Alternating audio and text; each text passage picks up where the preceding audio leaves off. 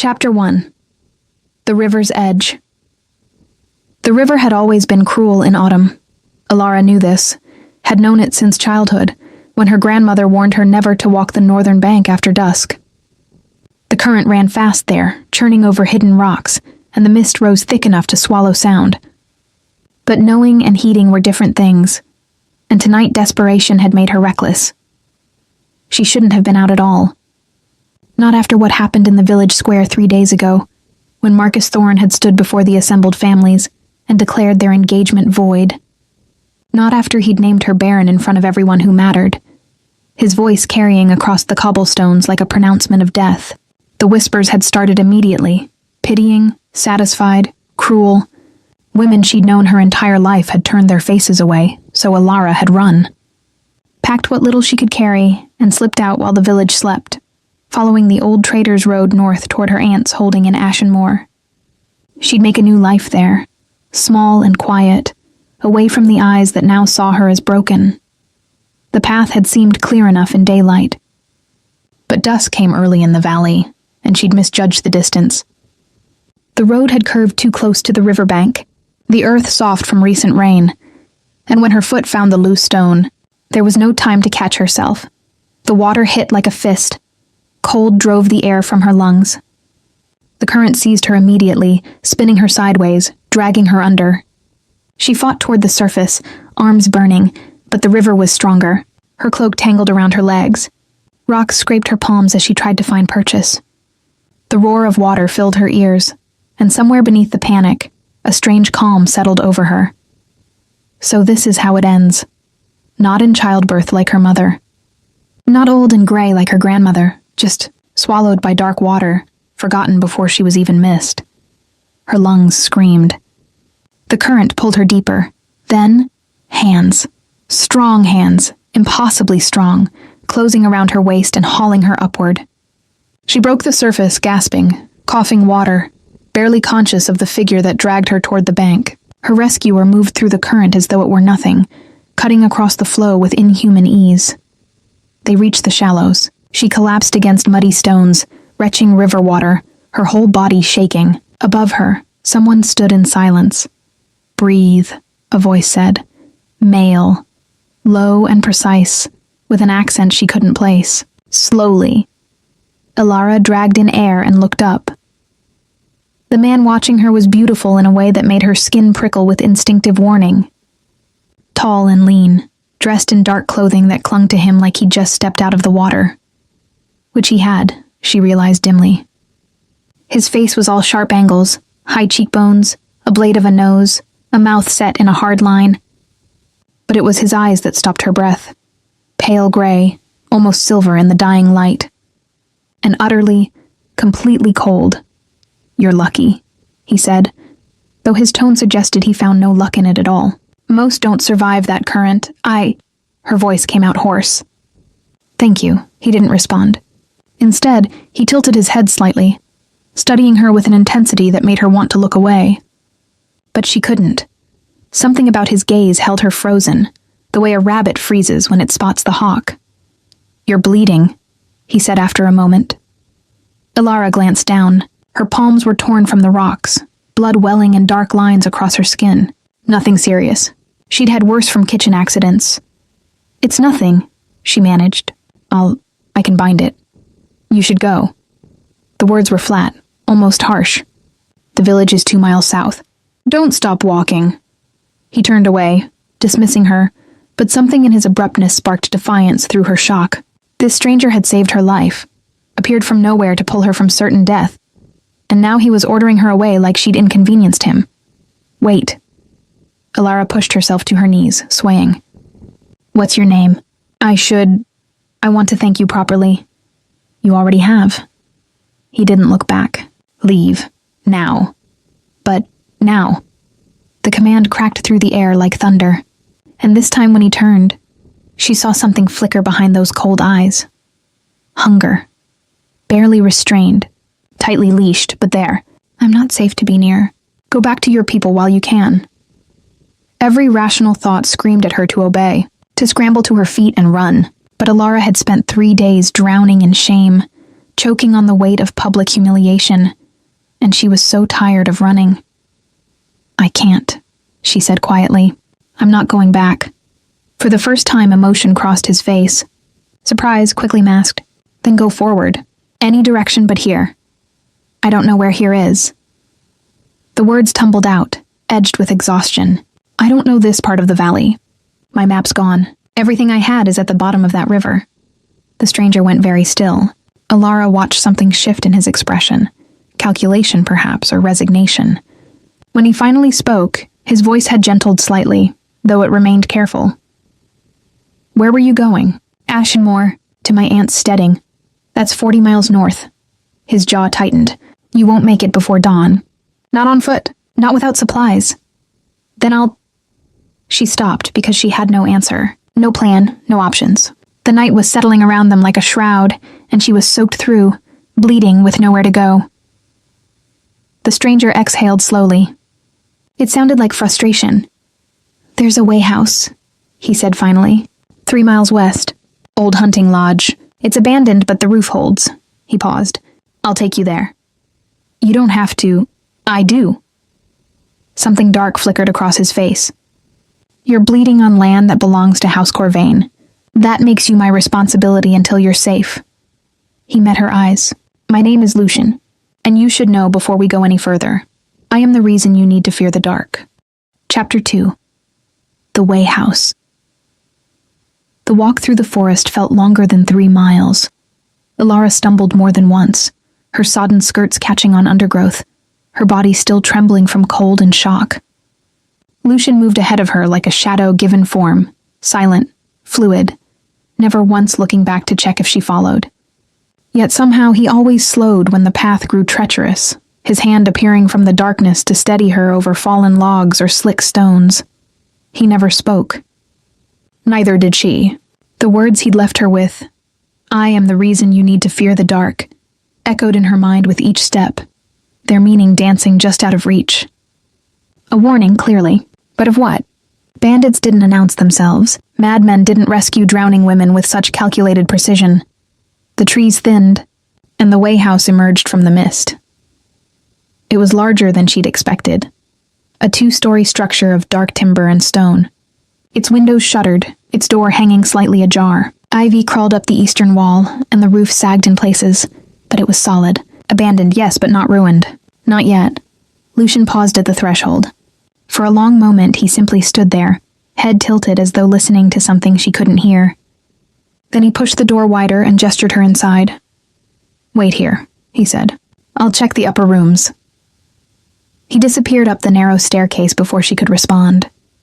Alara stood dripping in the entryway, arms wrapped around herself, trying not to shiver. The way house interior was surprisingly intact. Dust-covered furniture still arranged before a large stone hearth, old maps yellowing on the walls, shelves lined with abandoned supplies. Hunters had used this place once, she realized, before whatever happened to make them stop coming.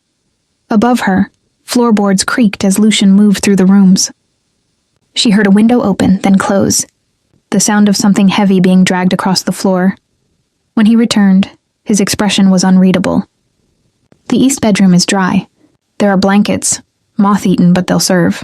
You need to get out of those wet clothes before the cold settles deeper." Alara's cheeks flushed. "I don't have anything else. There's a trunk in the corner. Old hunting gear. Check it." He moved past her toward the hearth, kneeling to examine the chimney. "I'll start a fire." She wanted to argue, to say she could manage the fire herself, that she didn't need him hovering like she was helpless, but her hands were shaking too badly to be useful. Pride was a luxury she couldn't afford tonight. The trunk yielded a man's woolen shirt, several sizes too large, and thick knitted stockings. No trousers, but the shirt would cover her to mid-thigh. It would have to be enough. Alara retreated to the east bedroom, peeling off her ruined dress with numb fingers. The fabric clung stubbornly, and she had to fight with the laces, her torn palms stinging. By the time she'd changed and laid her wet things over the room's single chair, exhaustion had settled into her bones like lead. When she returned downstairs, fire crackled in the hearth. Lucian stood before it, motionless, staring into the flames. He'd removed his wet outer coat, revealing a simple linen shirt that did nothing to disguise the lean power of his frame. Even standing still, he looked coiled, ready to move at the slightest provocation. "Better?" he asked without turning. "Yes, thank you." Alara moved closer to the fire, holding her hands toward the warmth.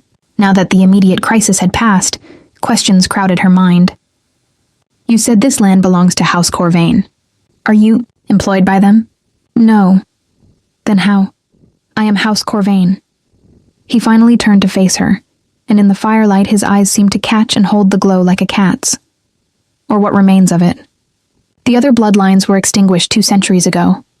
Bloodlines. The word hung strange between them. "I don't understand," Alara said slowly. "House Corvain is just a name in old records. The nobility that held these lands died out during the plague wars." Died out. Something that might have been humor touched his mouth. Bitter and brief. "Is that what they tell you now?" "It's history. History is what the survivors write." Lucian moved away from the fire, pacing to the window. "House Corvain didn't die, Alara. We were exiled. Bound by blood oaths and ancient law to remain in the borderlands, forbidden from entering human settlements after sunset." He glanced back at her. "Do you know why?" Her throat had gone dry. "No." "Because we're monsters." He said it simply without inflection. "Because we feed on the living and burn in sunlight and should have been destroyed rather than contained. But the treaty makers were practical. Better to use us as wardens of the wild places than waste resources hunting us to extinction." The room felt suddenly smaller, colder, despite the fire. "You're saying..." Alara couldn't quite form the words. "You're claiming to be..." "Vampire." Lucian turned fully toward her now, and she saw the careful distance he maintained, the way he held himself rigid. "Though we call ourselves the Noctis Bound, the Nightwalkers."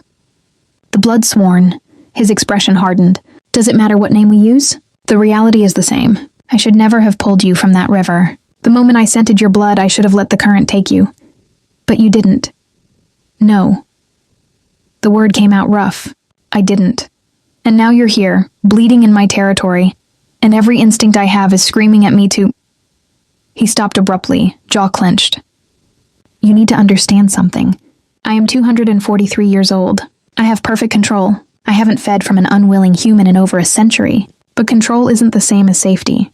You smell like copper and fear, and it takes everything I have not to..." He turned sharply back to the window, one hand braced against the frame. Alara's heart hammered against her ribs. She should be terrified, should be running for the door, but something in his voice, the raw honesty, the strain, kept her rooted. "Why are you telling me this?" she asked quietly.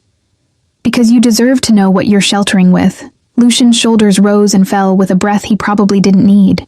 "And because tomorrow, when the sun rises, I'm going to sleep. Deeply. Completely.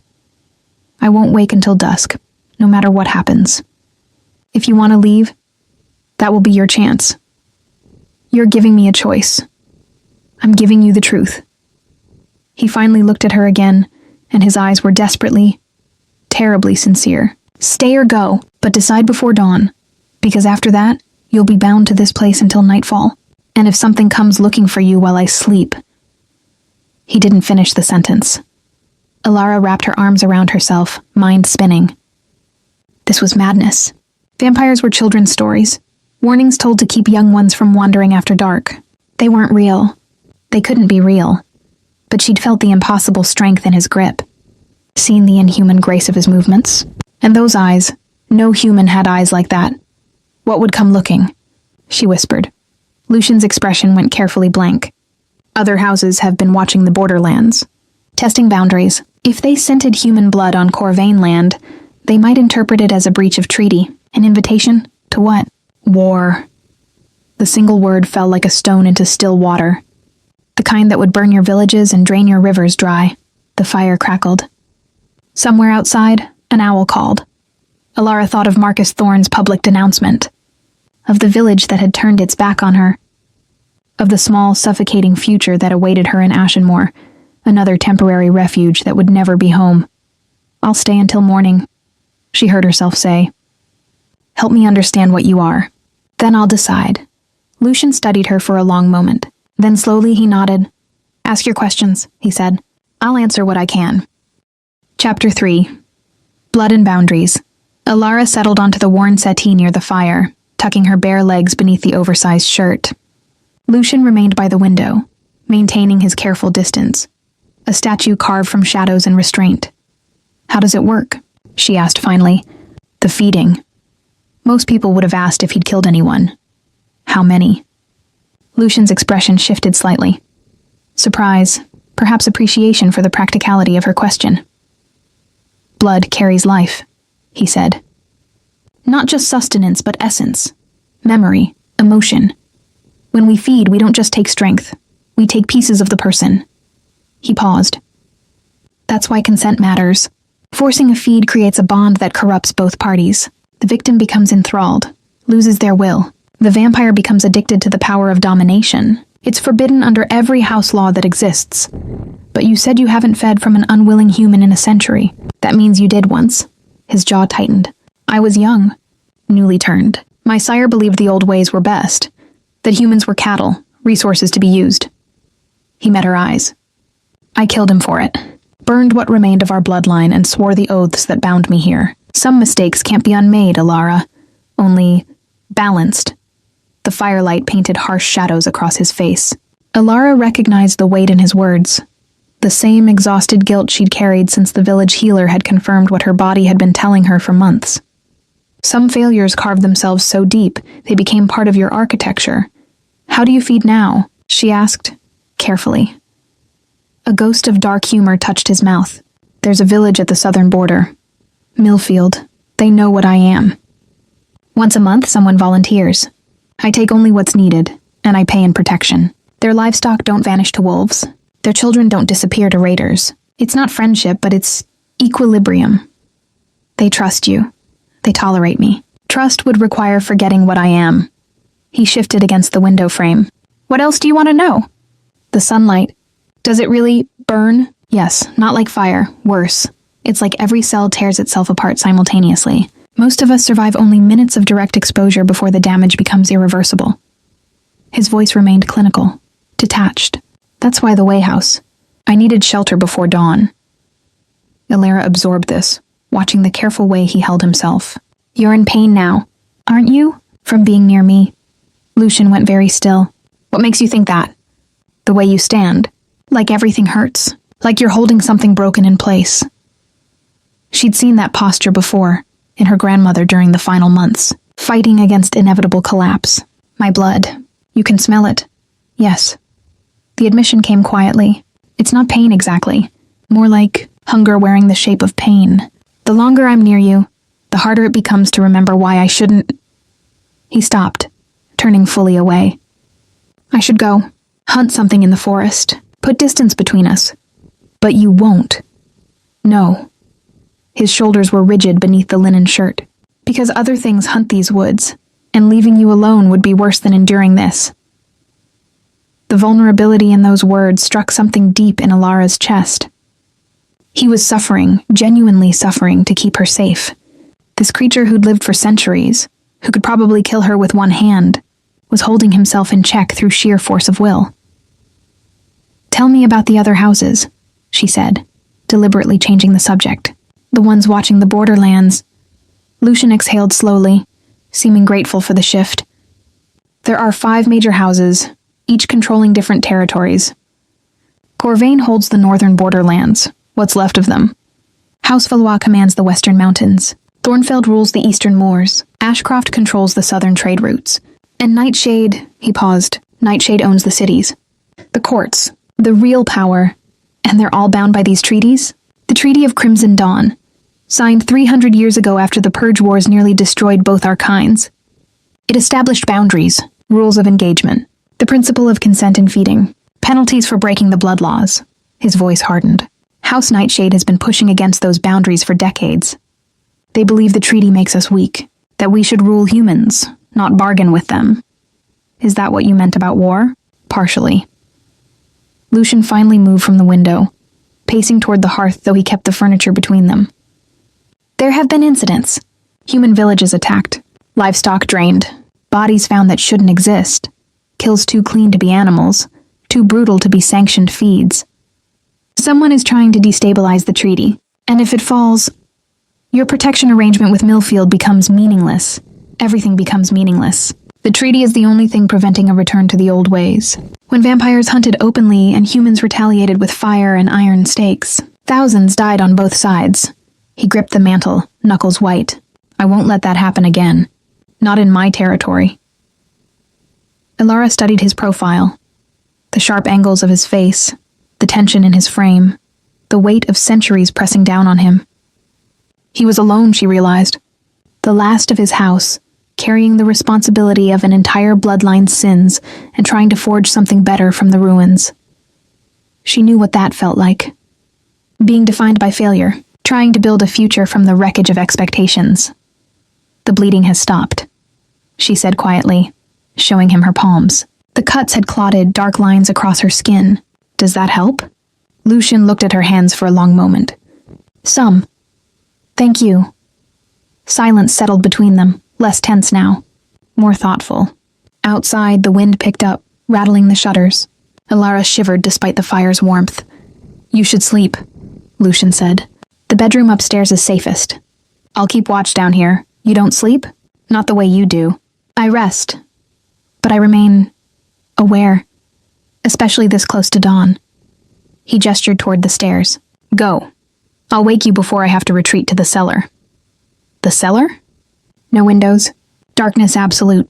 It's the only way to survive the day hours. He met her eyes. You'll be alone up here from sunrise until dusk.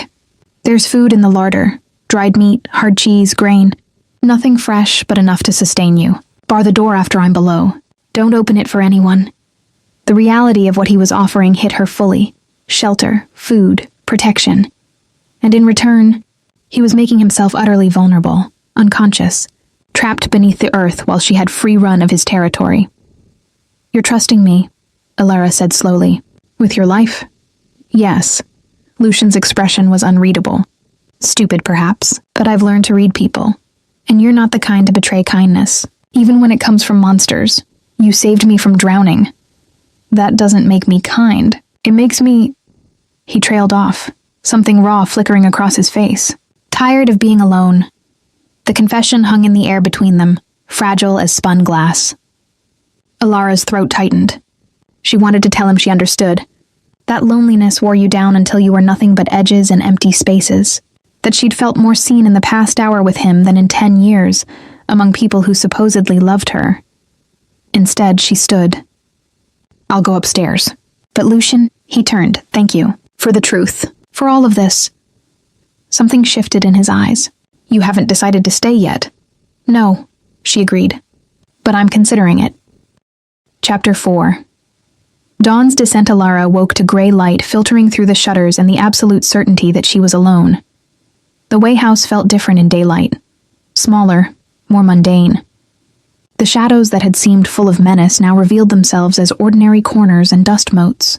She lay still for a moment, listening. No footsteps. No breathing but her own. Just the creak of old timber settling and wind moving through the eaves. Lucian had retreated to the cellar. She rose slowly, muscles stiff from her river ordeal, and moved to the window. Morning mist clung to the forest, but beyond it she could see the path they'd walked last night. 3 miles to the main road, another 2 to the village he'd mentioned. She could leave now, gather her half-dried clothes, take supplies from the larder, and disappear before dusk brought him back. That would be the sensible choice. Instead, Elara found herself descending the stairs, trailing her fingers along the banister, studying the Way House with new eyes. Maps covered one wall, old territorial surveys marked with faded ink. She recognized some landmarks. The river where she'd fallen, the village of Millfield to the south, circled in red, and there at the northern edge a notation in precise script, Corvain boundary. Blood oath sealed 1782, 43 years ago, the year Lucian said he'd killed his sire and claimed these lands. She moved through the main room, noting details she'd missed in last night's exhaustion. Books lined one shelf, philosophy, history, even poetry. A chess set sat on a small table, game half played against an absent opponent. In the corner, a violin case gathered dust. These were the belongings of someone trying to maintain humanity, or the memory of it. The cellar door stood at the back of the house, heavy oak bound with iron. A simple latch on the outside. No lock. He'd made himself completely vulnerable, just as he'd promised. One twist of that latch and she could trap him below. Leave him to burn when the sun shifted and found cracks in the foundation. The thought made her stomach turn. Alara moved to the larder instead, finding exactly what he described. She ate mechanically. Dried venison, hard cheese, stale bread that she softened near the fire. The food sat heavy in her belly. Everything felt suspended, dreamlike. 24 hours ago, she'd been a ruined woman fleeing toward an uncertain future. Now she was sheltering in a vampire's way house, contemplating choices that should have been impossible. She spent the morning exploring carefully, respecting boundaries but learning the space. The upper rooms yielded more books, spare clothing in various states of repair, and a writing desk with blank journals and pristine pens. The eastern bedroom, the one he'd given her, held a trunk of women's garments. Old-fashioned, decades out of style, but quality fabric. Carefully preserved, someone had lived here once, someone he'd cared for. By midday, Alara found herself standing before the cellar door again. She couldn't hear anything beyond it. No sound, no movement. Was he truly unconscious? Or did some part of him remain aware, listening to her footsteps overhead, wondering if she'd choose to stay or flee? "I don't know what to do," she said quietly to the silent door. "Everything I knew is gone. The life I thought I'd have, marriage, children, belonging somewhere, it's all ash now. Marcus made certain of that." Her voice cracked slightly. "And I should be terrified of you. Should run and never look back. But last night, when you told me the truth about what you are, it was the first time in months someone hasn't looked at me like I'm broken." The house creaked around her. No response came from below. "Maybe I am broken," she continued. "Maybe that's why this doesn't frighten me the way it should. Because what's the worst that could happen? You could kill me, at least it would be quick. Honest. Not the slow death of living in a world where everyone knows I failed at the one thing women are supposed to do." She pressed her palm against the door's rough surface. "Or maybe I'm just tired of being afraid. Tired of making myself smaller so other people feel comfortable. You asked if I'd stay until you woke. The answer is yes. I want to understand this world you've shown me. Want to know what happens next." Silence answered her, but somehow speaking the decision aloud made it feel real. Solid. Alara spent the afternoon making the way house more livable. She swept floors, beat dust from cushions, organized the larder. Cleaning had always helped her think, given her hands something to do while her mind worked through problems. And this was certainly a problem. What did one do when sheltering with a vampire? What were the expectations, the boundaries, the rules of this strange new arrangement? As the light began to fade, she found herself growing nervous. Would he be different when he woke? Hungrier, perhaps, after a full day's death sleep? She checked her palms. The cuts were healing cleanly, barely visible now. Still, she wrapped them with clean cloth from the medical supplies she'd found. No sense tempting fate. The sun touched the horizon. Shadows lengthened across the floor. Alara positioned herself on the settee, back straight, hands folded in her lap. Waiting.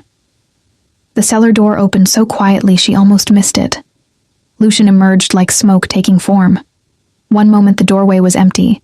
The next he stood there, perfectly still, watching her. He looked exactly as he had last night, but there was something different in his bearing. A looseness, perhaps, or relief. "You stayed," he said. "Not quite a question. I did. Why?" The word held genuine curiosity, not suspicion. Alara considered her answer carefully. "Because I've spent the last 3 years trying to fit into a shape that wasn't mine. Trying to be what everyone expected. The perfect wife, the future mother, the woman who smiled and endured. And it broke me." She met his eyes. "Last night you offered me truth.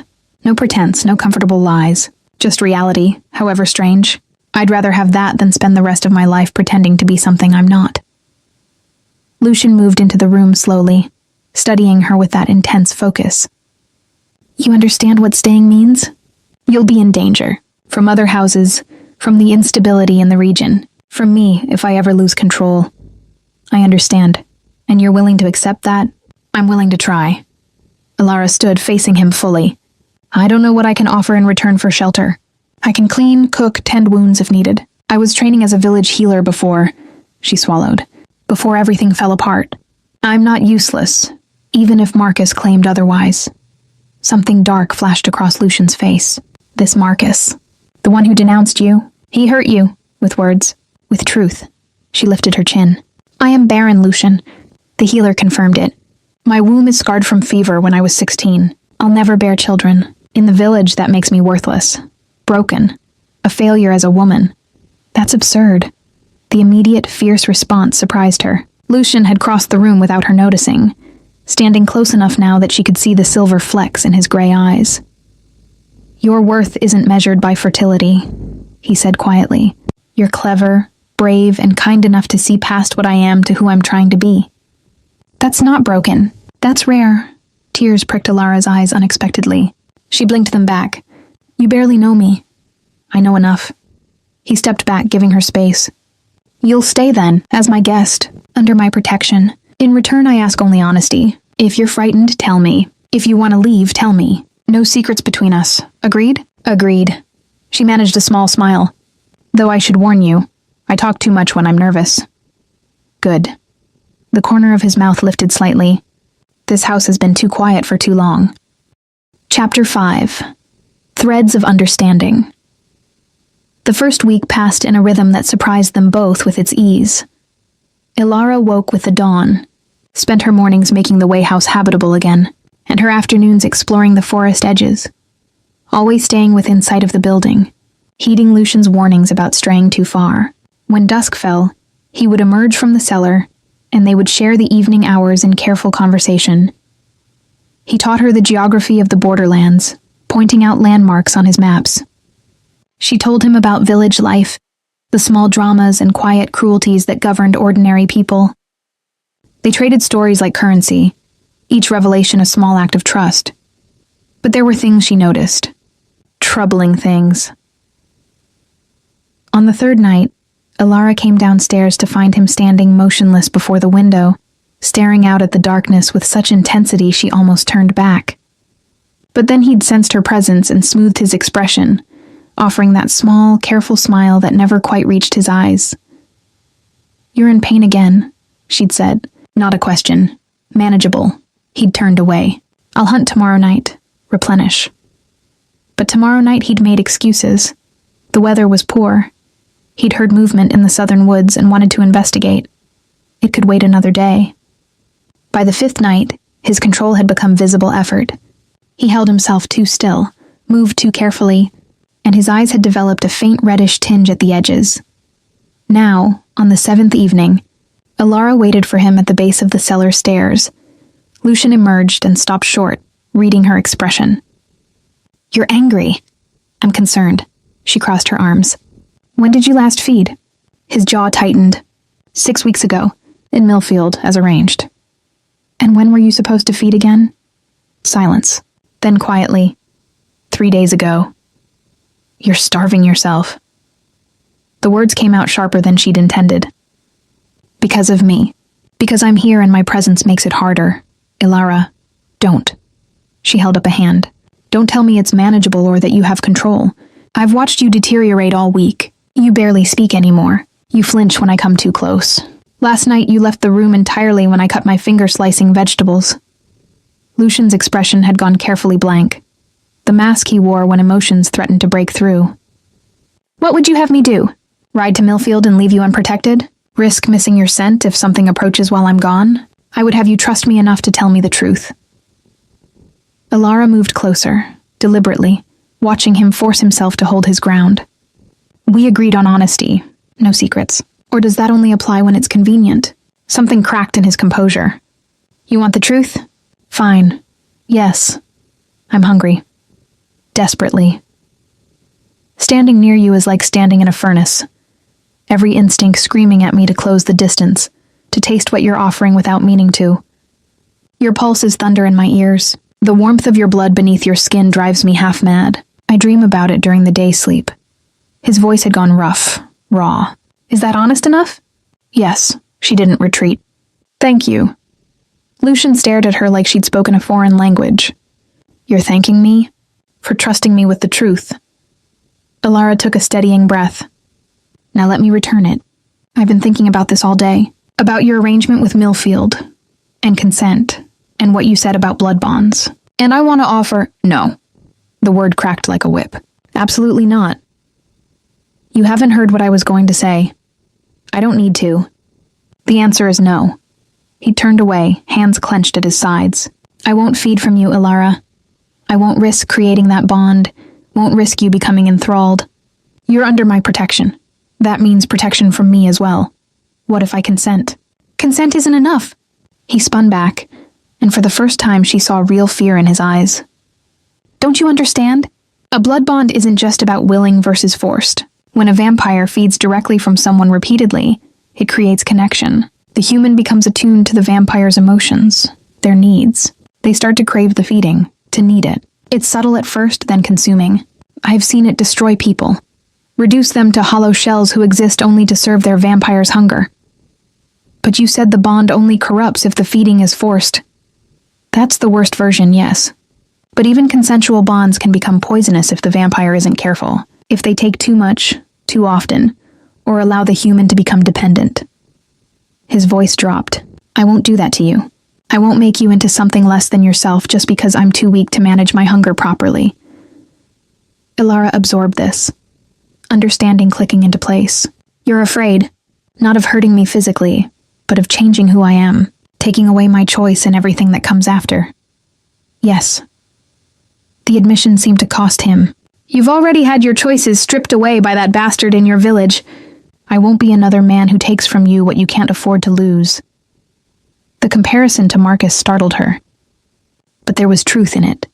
Marcus had taken her future, her place in the community, her sense of worth.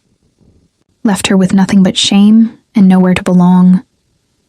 Lucian was offering her something different.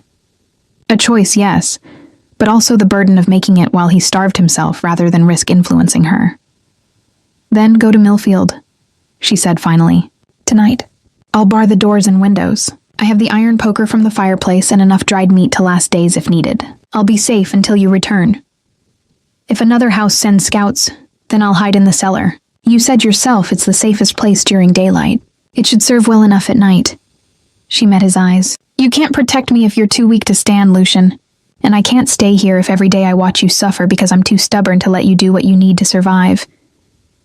He studied her for a long moment, conflict clear on his face. Finally, you'll stay inside. No matter what you hear, I promise. Bar every entrance. Don't open for anyone but me.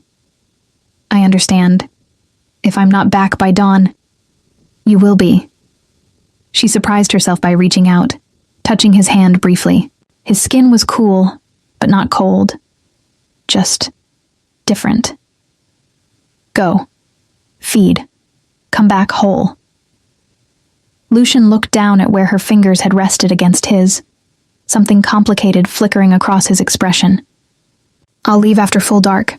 That gives me time to show you how to secure the house properly. The next hour passed in practical instruction. He demonstrated the iron bolts on the doors, showed her how to wedge the shutters from inside, explained the ancient warding symbols carved into the cellar doorframe. Old magic, he said, that would burn any vampire who tried to cross uninvited. Even you? Ilara asked. Even me. I had to invite myself through the first time, break the previous owner's claim. He traced one of the symbols with a fingertip, not quite touching. It's crude magic, bloodbound, but effective. When darkness fell completely, he prepared to leave. At the door, he paused. If something happens, he said quietly. If I don't return, don't. Ilara shook her head. Don't say it. You're coming back. His expression softened slightly. Your faith is misplaced, but thank you for it. Then he was gone, moving into the forest with inhuman speed, swallowed by shadows. Ilara bolted the door and leaned against it, listening to her own heartbeat slow. The Way House felt larger in his absence, more vulnerable. She moved through each room methodically, checking every window, every entrance, until she was satisfied with the security. Then she settled by the fire with one of his books and the iron poker across her lap, and waited for dawn, or for his return, whichever came first. Chapter 6.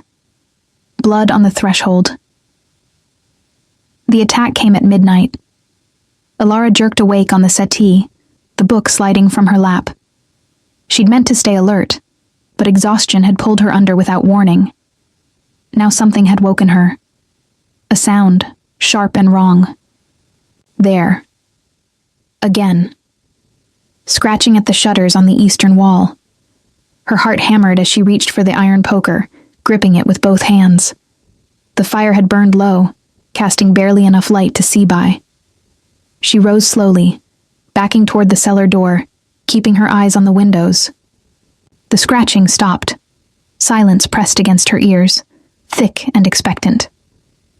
Ilara held her breath, counting seconds. Maybe it had been an animal. A branch scraping wood. Nothing more than... The front door shuddered in its frame. Not a knock. Something testing the barrier. Pushing against it with force that made the iron bolts groan. Lucian? Her voice came out smaller than she'd intended. No answer. Just another impact against the door, harder this time. Deliberate. This wasn't Lucian. He would have called out, would have announced himself. This was something else. Someone else. Ilara retreated to the cellar doorway, remembering his words. The warding symbols will burn any vampire who tries to cross uninvited. But she had to get through the doorway first. Had to reach the stairs before. The window shattered. Glass exploded inward as something fast and dark crashed through the shutters. Ilara screamed, swinging the poker blindly. It connected with solid flesh, drawing a hiss of pain. She ran for the cellar, but a hand caught her braid, yanking her backward with brutal force. She hit the floor hard, air driven from her lungs.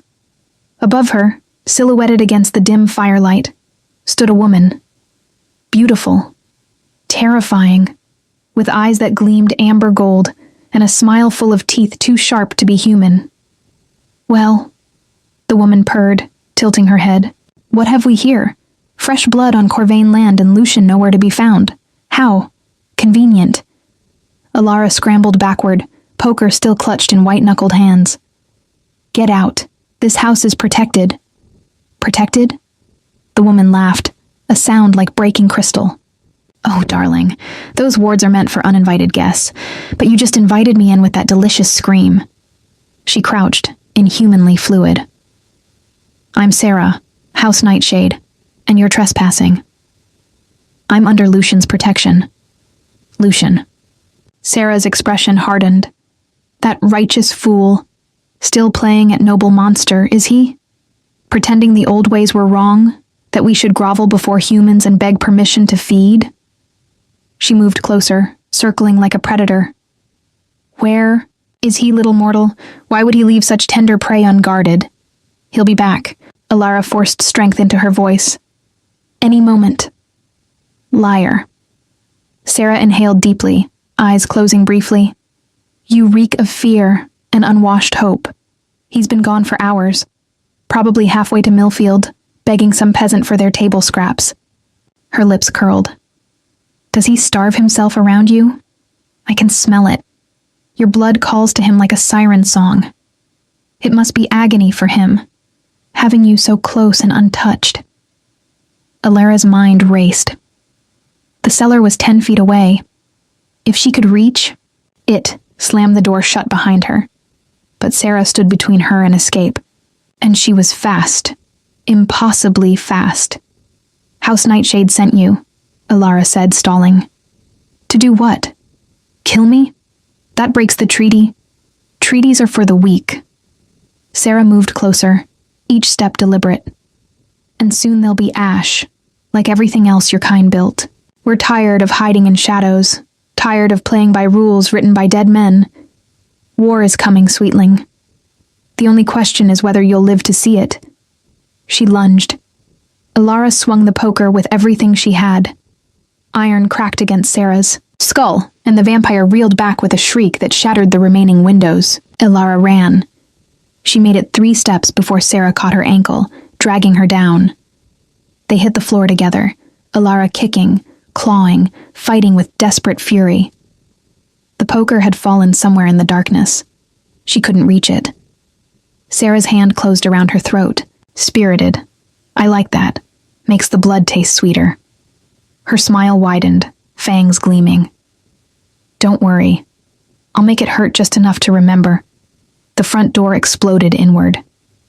Lucian stood in the wreckage, and he was nothing like the careful, controlled man who'd left hours earlier. His eyes blazed crimson, his lips pulled back from fangs fully extended, and the air around him seemed to crackle with barely contained violence. Get away from her. Each word dropped like stones into deep water. Sarah released Alara's throat, standing smoothly. Lucian. Back so soon? I was just getting acquainted with your pet. He moved faster than Alara's eyes could follow. One moment he was at the door. The next he had Sarah by the throat, slammed against the wall with enough force to crack the timber. You crossed into my territory. His voice had gone cold and deadly. Attacked someone under my protection. That's grounds for execution under treaty law. Sarah laughed, even choking. Treaty law? You're going to hide behind treaties now? After everything your house did during the Purge Wars? My house paid for its crimes with extinction. I'm all that remains. And I keep the old laws because without them, we're nothing but monsters. He tightened his grip. Give me one reason not to end you here. Because I'm not alone. Sarah's eyes glittered. House Nightshade has claimed these borderlands. We've been watching you, Lucian. Watching you grow soft, making deals with humans, starving yourself to maintain that precious control. You're weak, and weakness doesn't deserve territory. This is a formal challenge, then. Consider it a courtesy warning. Sarah smiled through bloodied teeth. Keep your human pet if you want. But when the war comes, and it will come, she'll be the first to burn, along with every other human who thought themselves safe under vampire protection. Lucian's hand spasmed, and for a heartbeat Alara thought he would kill her, wanted him to. But instead he threw Sarah toward the shattered door with inhuman strength. Get out. Tell your house that Corvain territory remains Corvain territory. The next Nightshade scout who crosses my borders won't receive warnings.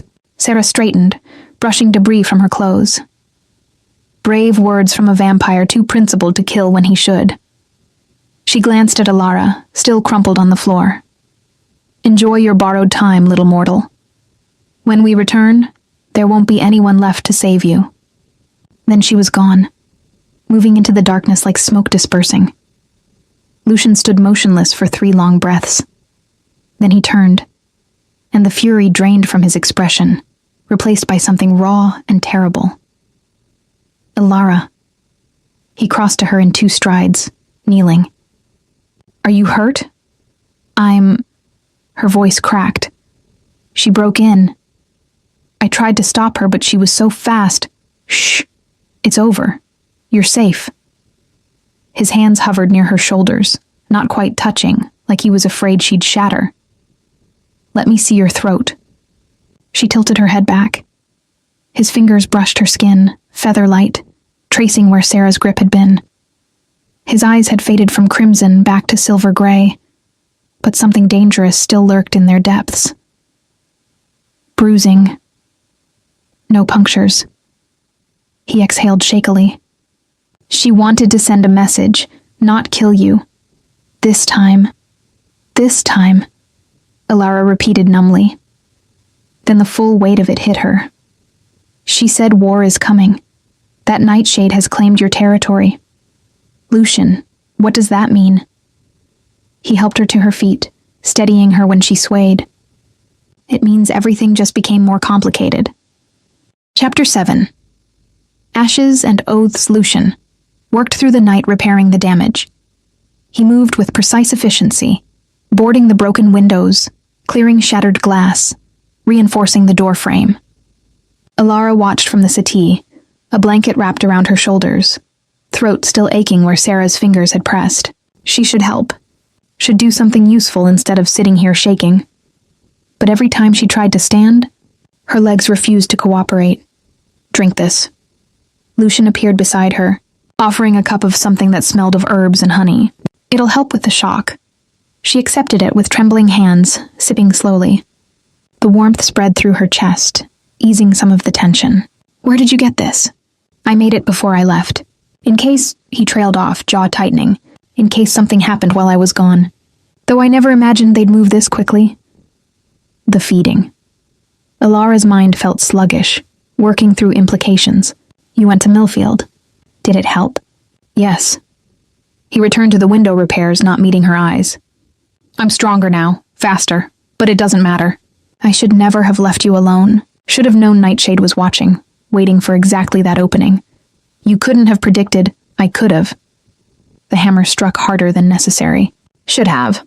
They've been testing boundaries for months, moving scouts through Corvain lands, marking territory. I thought they were gathering intelligence, not preparing for a formal challenge. He finally looked at her. I miscalculated. Nearly got you killed. Alara set down the cup. I'm alive because you came back. Because you were strong enough to fight. I came back to find you on the floor with a vampire's hand around your throat. His voice had gone rough. Another minute but you didn't. You saved me. She stood, forcing her legs steady, and crossed to where he worked. Lucian, look at me. He did, reluctantly. In the lamplight, she could see the strain in his face, the guilt carving lines around his eyes. I knew the risks when I chose to stay, she said quietly. You told me other houses were watching. That war might come. I understood. Understanding and experiencing are different things. He set down the hammer. You were terrified. I could smell it from the road, fear and blood and desperation. It nearly drove me mad getting here. But you kept control. Barely. Something haunted crossed his expression. When I saw her touching you, when I realized what she intended, for a moment I wanted to tear her apart, not because of treaty law or territory, because she hurt you, and the rage I felt was... He stopped, shoulders tense. It was personal, possessive, exactly the kind of feeling that leads to blood bonds and enthrallment. The kind I swore I'd never allow myself to feel again. The confession hung between them, heavy with implication. Alara's pulse quickened, but not from fear. From something more complicated, more dangerous. Again? She asked softly. You felt that way before. Lucian was silent for a long moment. Then he moved to the mantel, bracing his hands against it, staring into the low fire. Her name was Catherine, he said finally, a healer from the village that used to stand where Millfield is now. This was 70 years ago. She'd been treating farmers injured in a storm when she stumbled onto vampire territory. Found me injured, arrow through the chest, iron-tipped, meant to kill. Should have killed, but she helped you. Against every instinct telling her to run, she pulled out the arrow, bound the wound, let me shelter in her cottage until I could travel. His voice had gone distant. I told myself it was gratitude, that I stayed near her village to repay the debt. But it became more. She was brilliant, fearless, kind in ways I'd forgotten existed. And I was desperately, catastrophically in love with her. Alara's chest tightened. What happened? I fed from her. With consent, always with consent. But over time, the bond grew stronger. She started dreaming about me, feeling my emotions, craving the connection.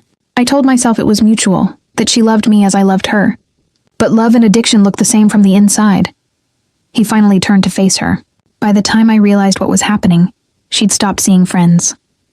Stopped treating patients. She existed in this half-life, waiting for my visits, growing hollow between feedings.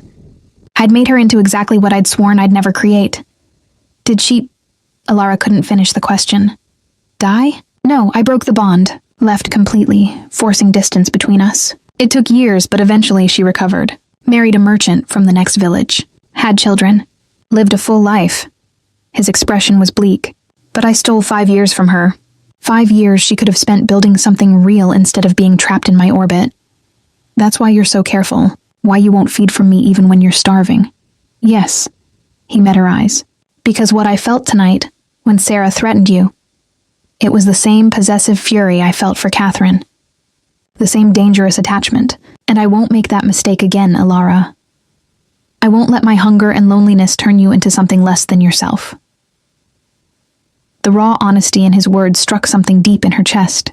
Here was a man, a creature, who'd lived for centuries, who could take whatever he wanted through force or manipulation, choosing instead to starve himself rather than risk causing harm. What if I'm already attached? The words escaped before she could stop them. Lucian went very still. What? You said Catherine grew to crave the connection, to feel your emotions. But Lucian, Alara stepped closer. I already feel safe with you. Already care what happens to you. Tonight, when that vampire broke in, my first thought wasn't escape. It was hoping you'd come back before she killed me. Hoping you'd be safe in Millfield, not walking into danger. She touched her bruised throat. Is that a blood bond? Or is it just connection between two people who understand loneliness? I don't know. His voice had dropped to barely a whisper. I can't tell anymore. The line is too blurred. Then we'll be careful, both of us. We'll watch for signs of enthrallment. And if it starts happening, we'll create distance. She held his gaze. But don't ask me to stop caring. Don't ask me to pretend you're just a monster providing shelter. Because that's not what this is. Not anymore. Lucian studied her face for a long moment. Conflict clear in every line of his body. Finally, he nodded slowly. All right.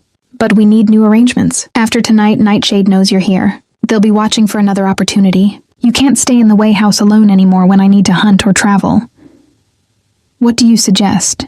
I'll teach you to defend yourself properly. Vampire weaknesses, how to exploit them. And I'll need to establish stronger wards around the property. Blood magic that will alert me if anyone crosses the boundaries. He paused. It also means I need to make contact with the other houses. Find out who supports Nightshade's territorial claim, and who might stand with Corvain if this escalates to open conflict. You mean war? Yes. He didn't soften it. If Nightshade is moving this openly, they believe they have enough support to challenge treaty law. That means other houses are either allied with them or too weak to oppose them. I need to know which. Alara absorbed this, understanding the weight of what he was proposing. You're going to leave again. To meet with other vampires.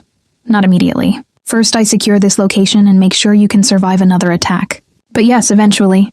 His expression gentled slightly. I know what I'm asking. More danger, more uncertainty. If you want to leave, go to Ashenmoor to your aunt. I'll arrange safe passage. No judgment. She should say yes. Should take the escape he was offering and flee toward something resembling normal life. Instead, Alara shook her head. I'm not going anywhere. We made an agreement. Honesty, no secrets. Face this together. She managed a small smile.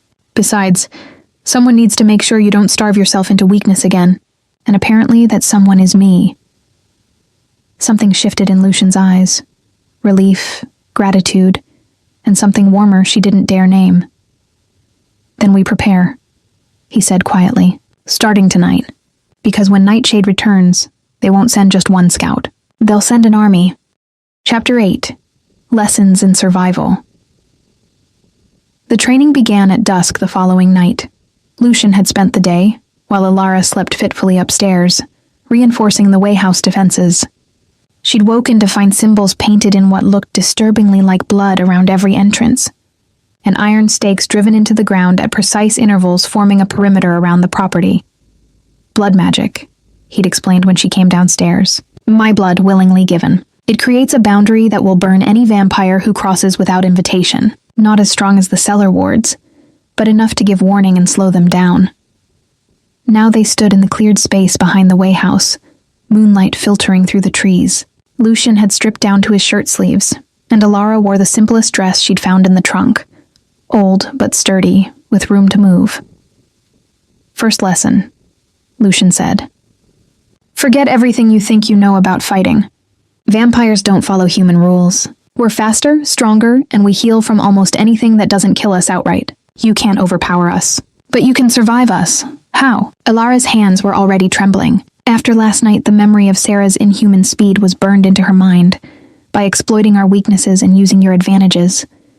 He gestured her closer. Show me how you held the poker last night. She demonstrated, gripping an imaginary weapon with both hands. No. He adjusted her stance, his touch clinical. One hand on the grip, one near the balance point. You need mobility more than power. Vampires will dodge or catch a telegraphed swing. But quick jabs to vulnerable areas. Throat, eyes, joints. Those can create openings. They drilled the movements. Strike, retreat, strike again. Her arms ached within minutes. But Lucian was patient, correcting her form, showing her how to pivot to avoid a grabbing hand. Good. Now, what are vampire weaknesses? Sunlight, Alara panted. Iron, stakes through the heart? Common knowledge, but incomplete. He circled her slowly. Sunlight is lethal, yes, but only direct exposure. Shade provides some protection. Iron burns us on contact.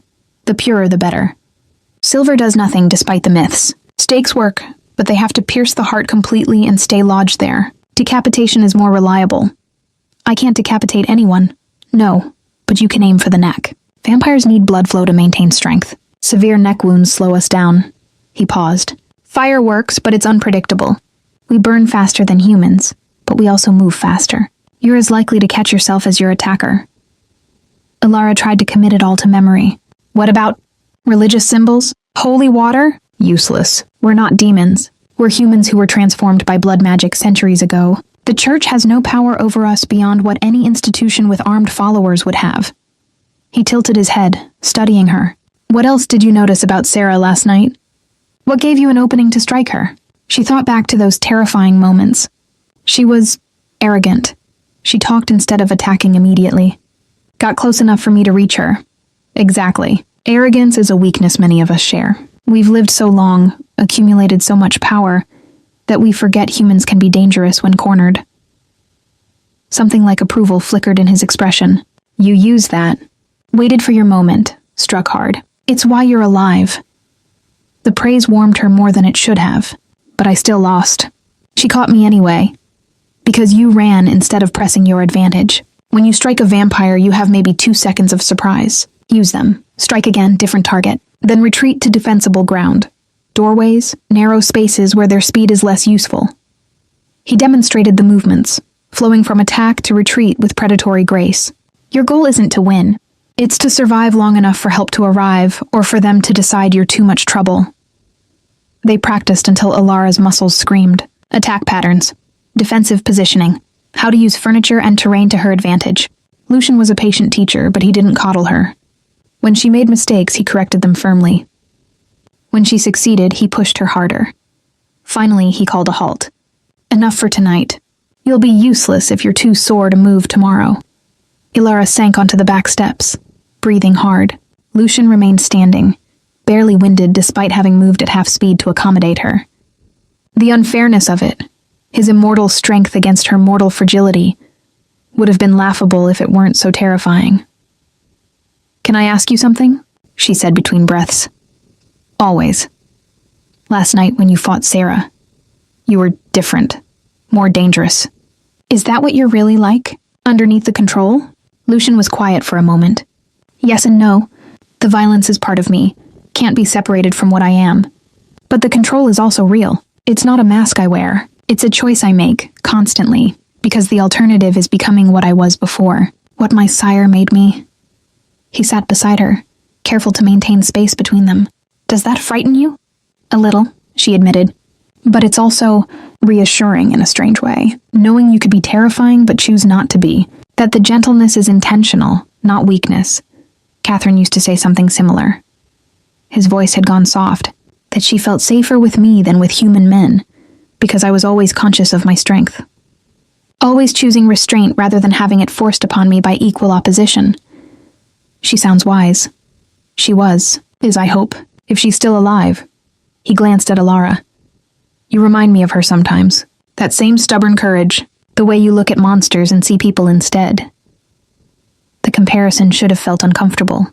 Instead, Ilara found herself curious. Do you still love her? Lucian considered the question carefully. I love who she was, who we were together, for a brief time before I ruined it. But that's memory, not present feeling. She was mortal and I was foolish enough to think that didn't matter. That love could bridge the gap between our worlds. He met her eyes. It couldn't, it never can. The fundamental inequality, the power imbalance, poisons everything eventually. Is that why you're so careful with me? Because you think we're heading toward the same ending? I think we're heading toward something. I don't know what. And that uncertainty terrifies me more than Nightshade's entire army. He stood abruptly. Come, it's late and you need rest. Tomorrow we'll work on wards and escape routes. Ilara followed him inside, mind churning. There was something he wasn't saying, some fear lurking beneath his careful words. As she climbed the stairs to her room, she found herself wondering if the real danger wasn't Nightshade's vampires at all. Maybe it was this. Two lonely people finding comfort in each other, despite every rational reason not to. She paused at her door. Lucian? He looked up from where he was banking the fire. Yes, thank you. For teaching me, for trusting me enough to let me try to defend myself. His expression softened.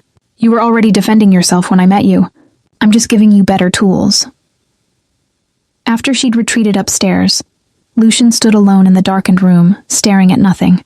The training had been necessary, practical, but it had also been torture.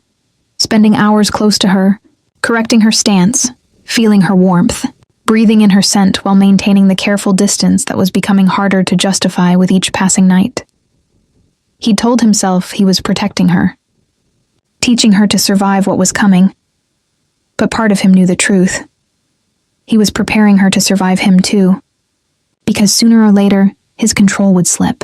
The hunger and the loneliness and the desperate need for connection would overwhelm his principles, and when that happened, he needed her to be strong enough to stop him, even if it meant destroying the fragile trust they'd built. Chapter 9. The Siege. They came 3 nights later, just after midnight. Elara woke to the sound of Lucian's warning, a sharp whistle from below that meant exactly what they'd practiced. Danger. Stay hidden. She rolled from bed silently, already dressed in the dark clothing he'd laid out for emergencies, and moved to the window. The forest was alive with movement. Shadows flickered between trees, too many to count. At least a dozen, maybe more. They circled the way house in predatory patterns, testing the blood ward boundaries. Where they touched the invisible barrier, small flames sparked and died, drawing hisses of pain. But they weren't retreating. Elara's heart hammered as she crept downstairs. Lucian stood in the center of the main room, perfectly still, tracking movements she could barely see. He'd changed since their training sessions, wore all black now, weapons strapped to his body. Silver-edged daggers, iron stakes, a short sword that looked ancient and deadly. How many? She whispered. 15 that I can sense. Possibly more hanging back. His voice was absolutely calm. Nightshade brought numbers. They mean to overwhelm through attrition. The wards will slow them, not stop them. They'll breach eventually. He glanced at her. Remember the plan? She nodded. If the house was overrun, she would retreat to the cellar, bar the door from inside. The old wards there were strongest, would hold even if the upper house fell. Lucian would lead the attackers away, then return when it was safe. If he survived. They're coming, he said quietly. The eastern window exploded inward. 3 vampires crashed through simultaneously, moving with coordinated precision. Lucian was already there, sword flashing in moonlight. He caught the first attacker mid-leap, blade piercing through chest and heart in one brutal thrust. The vampire screamed, dissolving into ash. The other 2 split, flanking him. Elara grabbed the iron poker from its place by the fireplace, backing toward the cellar door as they'd practiced. But then the front door splintered. More vampires poured through. 4, 5, too many. They spread through the room like a flood. Elara swung at the nearest one, iron connecting with a female vampire's shoulder. The creature shrieked, stumbling back, but another grabbed Elara from behind. Fresh blood. The vampire hissed against her ear. What a prize! Lucian roared. The sound was inhuman, primal, pure rage-given voice. He moved through the attackers like death itself, faster than Elara had ever seen him move. 2 vampires fell to his blade in seconds. Another lost its head to a dagger thrown with perfect accuracy. But there were too many. They kept coming, wave after wave crashing against his defense. Elara saw him take a sword thrust to the shoulder, barely flinching. Saw claws rake across his chest, drawing blood that looked black in the dim light. He was winning, but it was costing him. The vampire holding Elara dragged her toward the shattered door. Retreat, he called to the others. We have the human. Let Corvain choose, chase us or defend his territory. No. Lucian's bellow shook the walls. He cut down 2 more attackers, fighting toward her with desperate fury. Elara did what he'd taught her. Stopped struggling, went limp, became dead weight. The vampire's grip adjusted, and in that split second, she drove her elbow backward into his throat, iron poker swinging up to crack against his skull. He released her with a curse. She rolled away, coming up beside the hearth, and her hand found what she'd hidden there 3 nights ago. The oil lamp, still full, still waiting. She hurled it at the cluster of vampires near the door. Glass shattered, oil sprayed, and when Lucian's blade sparked against iron in the next strike, fire bloomed. Vampires screamed as flames caught their clothing, their skin. They scattered, some fleeing into the night, others rolling to smother the fire. The attack broke, cohesion shattered by panic and pain. Lucian pressed the advantage. He was a blur of violence, finishing wounded attackers, driving others back through the broken doorway. Within seconds, the room was empty except for ash and the dying fire. Alara sagged against the wall, shaking. "Did we stay there?" Lucian moved to the door, listening. Then he stepped outside. The sounds that followed turned her stomach. Clashing metal, screams cut short, the wet sound of flesh tearing. She wanted to look away, to cover her ears, but she forced herself to stay alert. To watch the windows and the cellar door, to grip the iron poker and be ready. Minutes passed like hours. Finally, silence. Lucian appeared in the doorway, silhouetted against moonlight. He was covered in blood, his own and others. Multiple wounds marked his body, though she could see them already beginning to close. He swayed slightly, catching himself against the frame. "It's done," he said. "They're dead or fled. We're safe." Then his knees buckled. Alara ran to him, catching his weight as he collapsed. He was heavy, all muscle and bone, but adrenaline gave her strength. She dragged him inside, away from the threshold, laying him before the dying fire. Lucian, talk to me." She pressed her hands to his chest, feeling the wounds there. Deep gouges that were healing too slowly. "What do you need? Blood? Should I—" "No." The word came out firm despite his weakness. "No feeding. Too dangerous, just need rest, time. You're hurt. I'll heal. Always heal." His eyes found hers, and despite everything, he managed a faint smile. "You saved us, the fire. That was clever. You taught me to use every advantage." Her voice cracked. "Don't you dare die on me after all this." "Not planning to." He reached up, fingers brushing her cheek, and seemed surprised to find tears there. "Why are you crying?" "Because you almost died protecting me. Because there were so many and you fought them all. Because I'm terrified and relieved and I don't know what I'm feeling except that I can't." She stopped, swallowing hard. "I can't lose you." Something shifted in his expression. "Alara, I know what you're going to say, about blood bonds and power imbalances and all the rational reasons this is dangerous. But I don't care anymore, Lucian. Tonight proved we're stronger together than apart, that I'm not just some helpless human you're protecting. I fought beside you, saved you. We're partners." "Partners," he repeated softly, like testing the word. His hand was still against her face, thumb tracing her cheekbone. "That's a dangerous thing to be." "Everything about this is dangerous." She covered his hand with hers. "But I'm choosing it anyway. Choosing you. Choosing this." Lucian stared at her for a long moment, conflict and longing warring in his eyes. Then slowly, he pulled her down until her forehead rested against his. "I'm going to hurt you," he whispered. "Eventually, despite every intention not to. It's what I do, what I am. Then hurt me. I'll survive it." She felt his breath against her lips, cool and strange. "But don't push me away because you're afraid. Don't make choices for me about what I can handle. You're asking me to be selfish. I'm asking you to be honest." She pulled back enough to meet his eyes. "Do you want this? Want me? Or is it just loneliness and proximity?" His jaw clenched.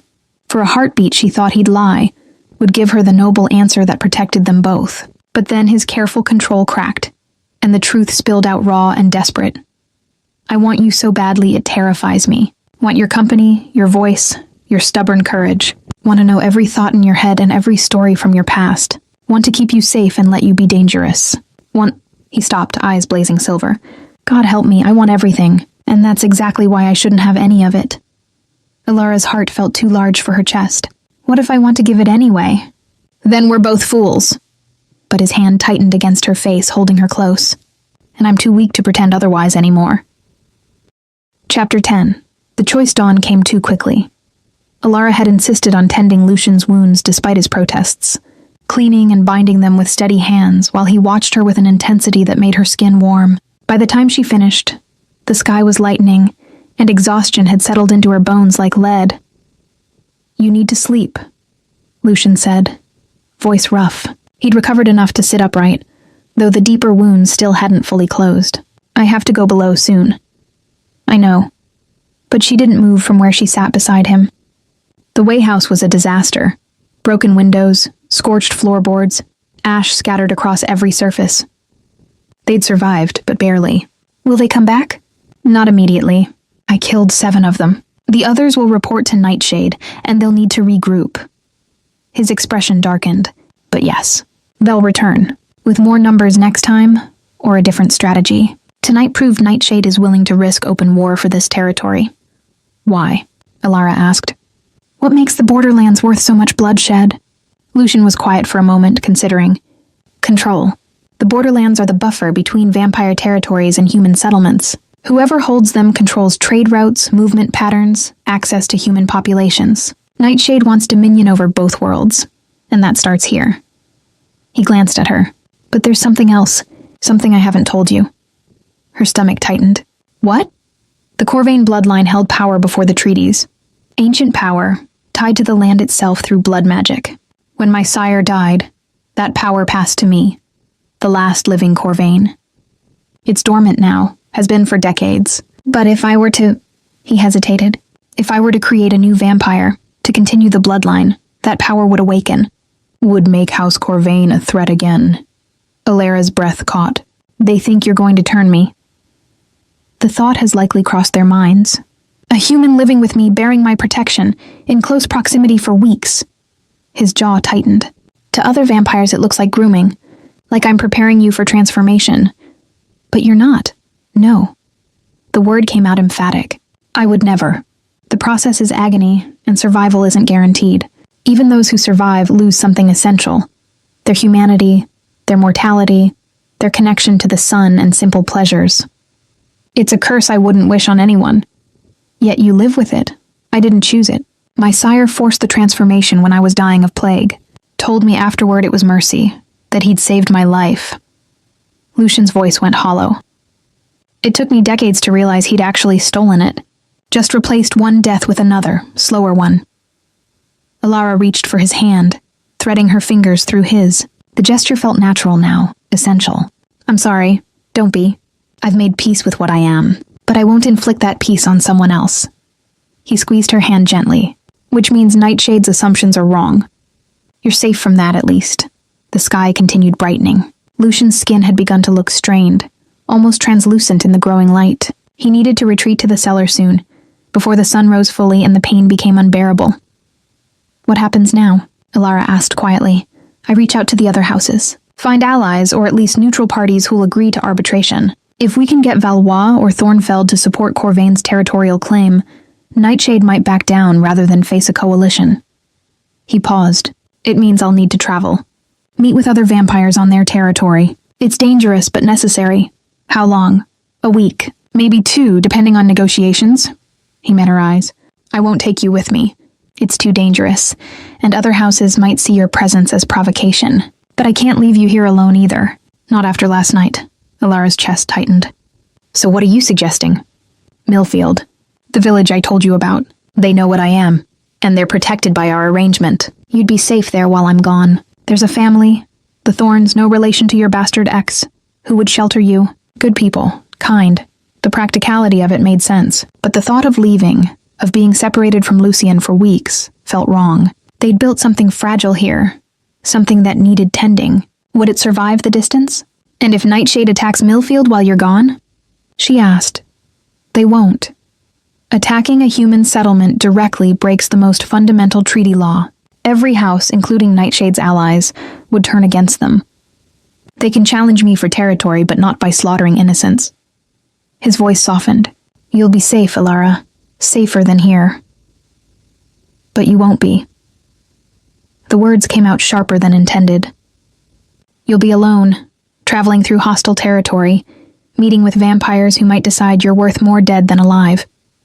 And I'll be in Millfield, useless, waiting to hear if you've survived. What alternative do you see? I could come with you. Even as she said it, she knew it was impossible. His expression confirmed it. No, absolutely not. These negotiations are delicate, and they'll take place in vampire courts where humans are seen as prey or property. I can't protect you in that environment, and your presence would undermine any authority I have. He cupped her face gently. I need to know you're safe. It's the only way I can focus on what needs to be done. Alara closed her eyes, fighting the urge to argue. He was right. Logically, practically right, but logic felt inadequate against the fear coiling in her chest. When would you leave? She asked finally. Tomorrow night. That gives us today to repair what we can, and for me to take you to Millfield after sunset. He brushed his thumb across her cheek. I know it's not what you want. It's not what I want either, but it's what keeps you alive. The sky had gone pink with approaching dawn. Lucian pulled away, standing slowly. His wounds had closed now, leaving only faint scars that would fade by nightfall. Sleep, he said. I'll be below if you need me, though I won't wake until dusk. Bar the door behind me and don't open it for anyone. Alara stood as well, catching his arm before he could move toward the cellar. Lucian, last night when you said you wanted everything, did you mean it? Or was that just the moment talking? He stared at her for a long breath. Then he pulled her close, forehead resting against hers, his cool hands gentle at her waist. I meant it, he whispered. Every word. Which is why I need to leave before I do something irreversible, before the wanting becomes taking, and I destroy what we've built.